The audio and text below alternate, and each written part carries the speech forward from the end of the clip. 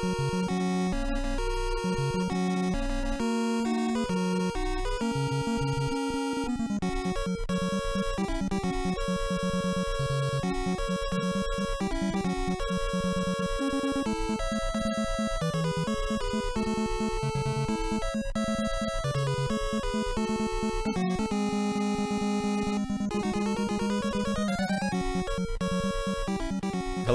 and welcome to the very first MisanthroPlay Podcast, brought to you by MisanthroPop.com. I'm your host, Nervous Bob Nurvuss, and this series is about all manner of video games, both past and present.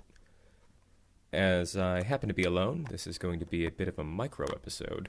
In this first episode, we're going to be talking about a little-known JRPG for the Nintendo Entertainment System called Faria, a world of mystery and danger! ! Published in the USA in 1991 by Nexoft, Faria, known as Faria Fuin no Tsurugi, pardon my pronunciation, in Japan, was first developed in 1989 by Game Arts, the company that went on to woo JRPG aficionados with the critically acclaimed Lunar and Grandia series. It's a fairly by-the-numbers 80s console RPG that boasts a fantasy setting and minimal plot, concerning itself with traversing an overworld, conversing with townspeople, delving into dungeons, and slaying all sorts of monsters. Faria, like many games of its ilk released in the late 80s and early 90s, is slow, plodding, and grindy, while plot points are doled out few and far between. It's even got such features as invisible enemies, who you can't see for over half the game and are penalized for running away from. And yet, it holds a special place in my heart. This isn't really due to nostalgia, as I had relatively little exposure to the game as a child. We were primarily a Sega household growing up, which meant my experience with the NES was limited exclusively to playing over at friends' houses, and none of my friends played RPGs. I think I first read about Faria in an issue of EGM or some similar magazine that featured a strategy guide for most of the game, as game magazines were wont to do back in those days. I remember seeing screenshots of a photo of a caterpillar with the line, "Please rescue my daughter, this is her picture," written underneath it. I was immediately intrigued. The damsel in distress was a caterpillar?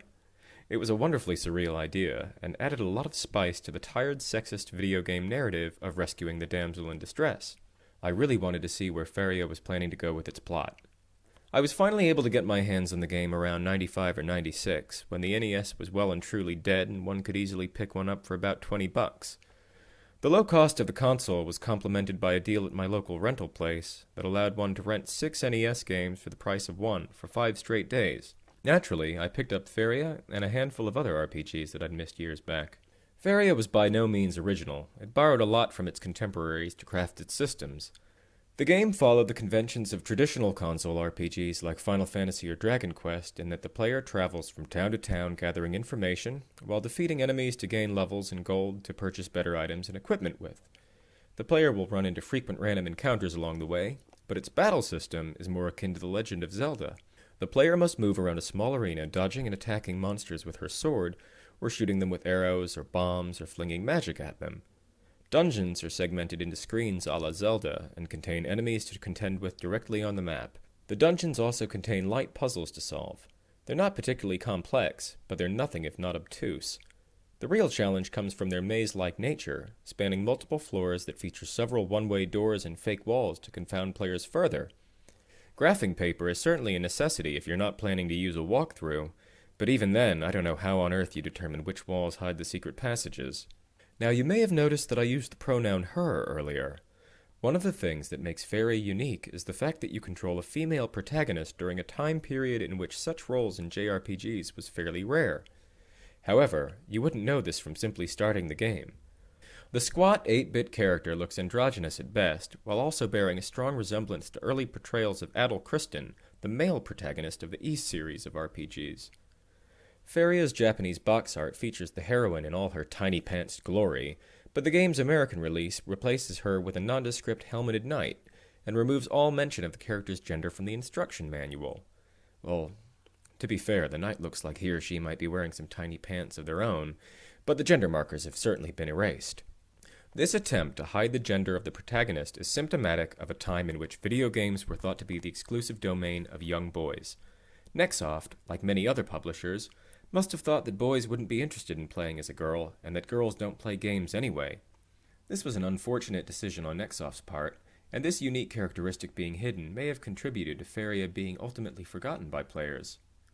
It makes me wish that Nexoft had kept an open mind and observed the critical and commercial success of Sega's Phantasy Star, a popular and fondly remembered RPG that featured a female in its central role. Now, you may think that I'm applauding Game Arts for being more inclusive with their female protagonist, but in fact, Faria happens to feature a particularly sexist and patriarchal story. There will be spoilers ahead for a 25-year-old game, so if you feel you can't handle that, please switch off this podcast now. A recurring theme in Faria is that of metamorphosis.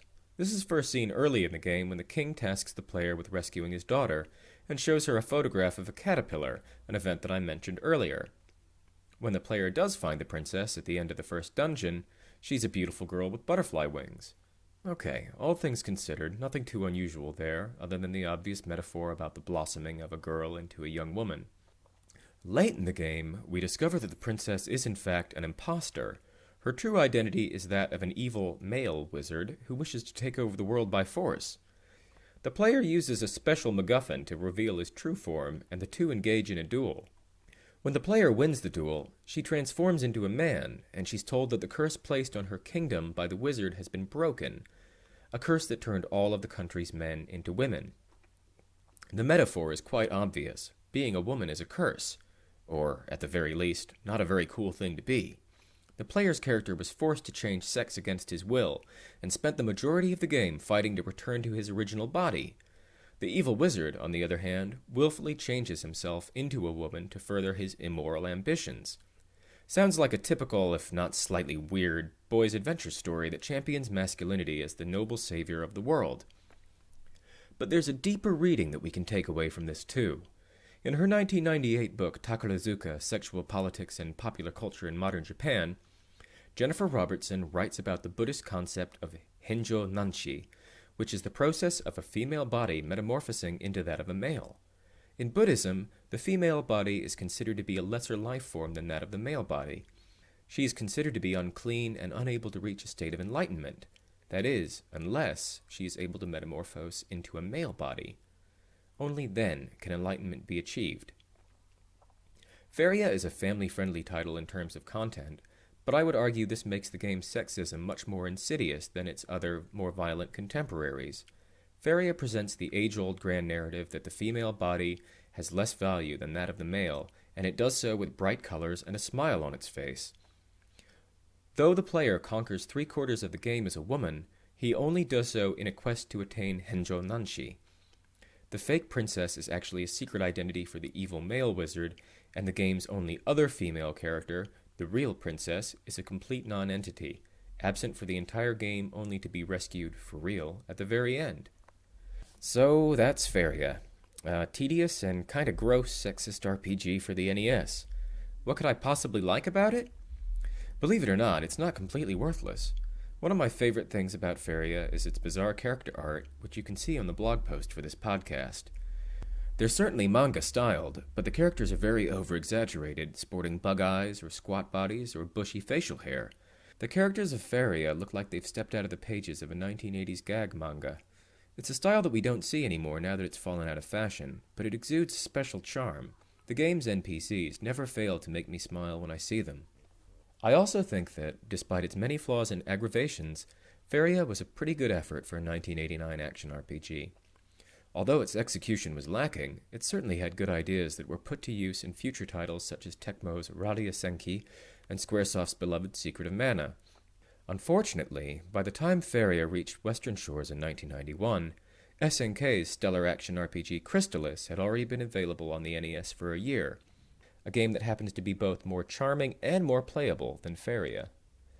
Regardless, Faria remains an intriguing piece of JRPG history, and if you're a fan of Game Art's later releases such as Lunar or Grandia, it may be interesting for you to take a look back at one of their earlier titles. So that's all I have to say for this first episode, and I'd like to thank you for listening. Be sure to check out the main site at MisanthroPop.com, and if you have any questions or feedback, or if you just want to chat about games, you can email me directly at secretplotx@gmail.com. I'm Nervous Bob Nurvuss, and this has been MisanthroPlay. Thanks so much.